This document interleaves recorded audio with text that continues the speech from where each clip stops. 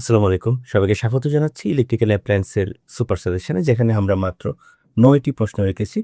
আশা করি এর ভিতর থেকেই ৫টি কমন পাবে। তো অন্তত ৪টি তো কমন থাকবেই। চলো তাহলে আমরা শুরু করি।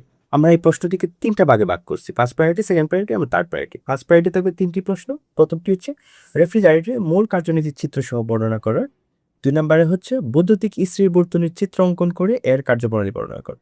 ৩ নম্বর হচ্ছে রেগুলেটর দিয়ে কিভাবে সিলিং ফ্যানের গতি নিয়ন্ত্রণ করা যায় চিত্রসহ বর্ণনা করো।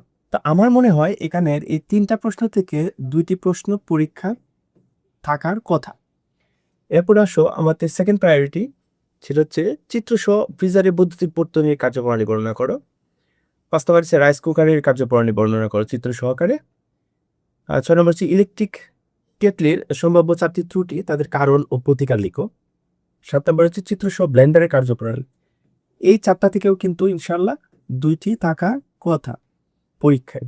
আমাদের থার্ড প্রায়োরিটিতে যেটা আছে সেটা হচ্ছে একটি ইলেকট্রিক আয়রনের বিভিন্ন অংশের বর্ণনা ও ত্রুটি আলোচনা করো।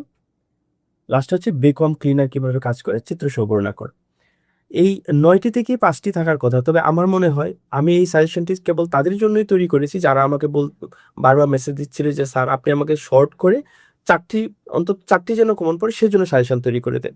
যারা ৫টি কমন পেতে চাও তারা এটা অ্যাভয়েড করলেও পারো, কারণ তোমার আরও ২-১টা প্রশ্ন বেশি পড়া উচিত। ধন্যবাদ সবাইকে। আসসালামু আলাইকুম।